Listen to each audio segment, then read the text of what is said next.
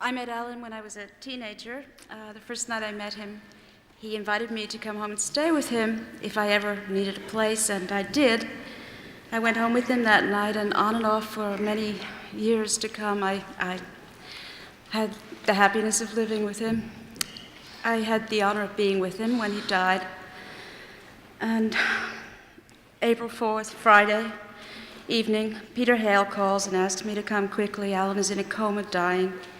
Pull on my sneakers and taxi down, trying to keep calm, breathing, trying to arrive in state of peace.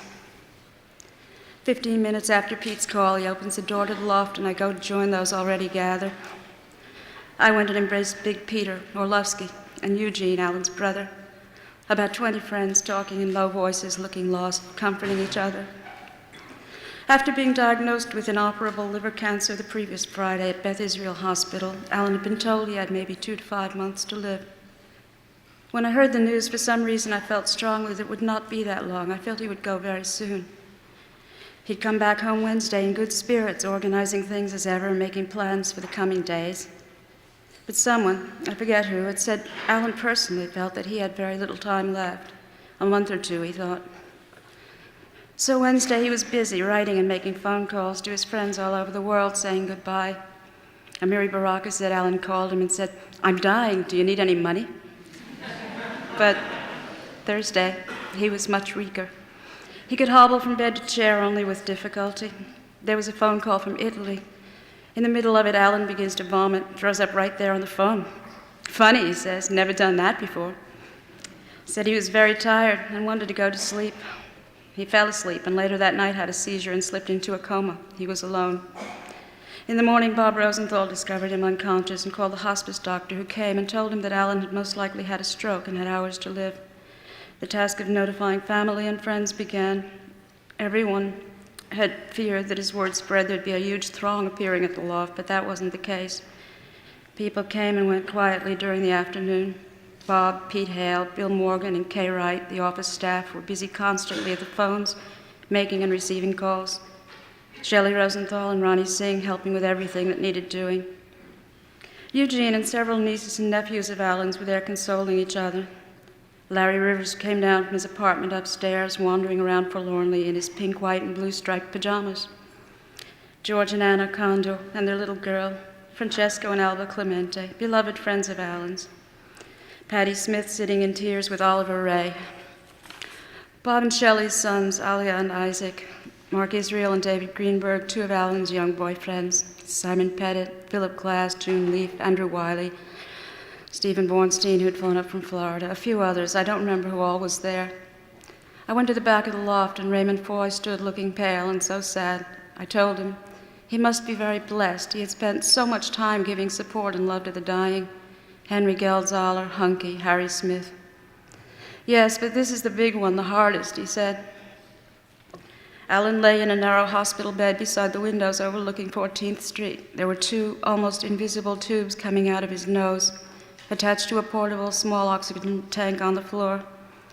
His head was raised up on a couple of big striped pillows, and he looked tiny and frail, thin arms with bruised veins from hospital tests sticking out from his jewel heart T-shirt. Head to the side, slight shadows under the eyes. I'd walked through the loft, people whispering, greetings, hugging, telling me all that was going on, but still not really prepared for the sight of him.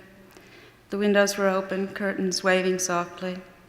His breathing was deep, slow, very labored, a snoring sound. "Hey, Alan, wake up." Joel, his cousin and doctor, was there constantly, and a young lady nurse sat in the corner reading, getting up occasionally to check on heart and pulse or administer morphine for pain. Gelik Rinpoche said he thought Alan might last the night. Joel didn't think so. A few chairs were set up nearby, and there was the big white leather Salvation Army sofa, of which he was so proud. People sat or at intervals went to sit beside the bed and hold his hand or whisper to him and kiss him, his hand or cheek or head. An altar had been set up along one side of the loft, and Gelik Rinpoche and the other monks sat chanting and praying, the sound so soothing, constantly in the background, bells tinkling. I had a little throwaway Woolworth's camera, and Gregory Corso asked me to take a picture of him with Alan. He knelt beside the cot and placed his arm over Alan, like that picture of Adonais, right? There was a medical chart a picture of the human skeleton hanging over the bed. Bob said Alan had put it there, half as a joke, half as a reminder. And Alan's beautiful picture of Whitman gazing down from the wall at the other dear bearded poet in the bed below. As it got late, many went home to try and catch a little sleep. It was around 11. Bob and Pete were just playing it by ear, deciding that anyone who wanted to stay would find a place on the floor if necessary. Peter Orlovsky was taking photos, and I felt a little uncomfortable, the idea of taking pictures at this time. But I figured, hey, if it was you, Alan would be the first one through the door, camera in hand. Eventually, after whispering his goodbyes, Eugene left, and Gregory, who told us to call him at once if there was any change. Joel had said there was no way to know how long it would be, minutes or hours, surely not days. I had felt from the minute I saw Alan there that it would be very soon. I sat at the foot of the bed where I'd spent the last few hours, holding his feet, rubbing them gently from time to time. An occasional cigarette break, the little guest bedroom by the office area was set up as the smoker's lounge. Bob and Pete and Bill were as strong and remarkable as ever, supporting everyone, keeping a sense of humor, constantly dealing with the dozens of phone calls, faxes, and the visitors as they came and went. They'd had a few days for the news to sink in, but they were dealing with literally hundreds of people over the phone or in person who had just found out and were in the first stages of stunned, disbelieving grief.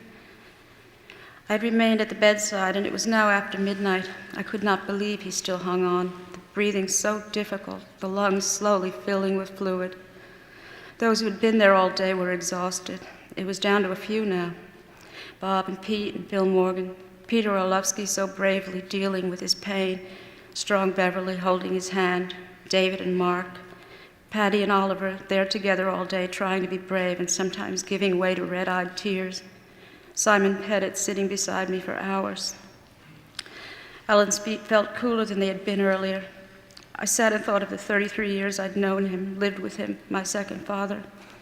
And still he breathed, but softer now. At about 2 o'clock, everyone decided to try and get some rest. Bob and Joel lay down in Alan's big bed near the cot where he lay. Everyone found a sofa or somewhere to stretch out. Simon and I sat just watching his face.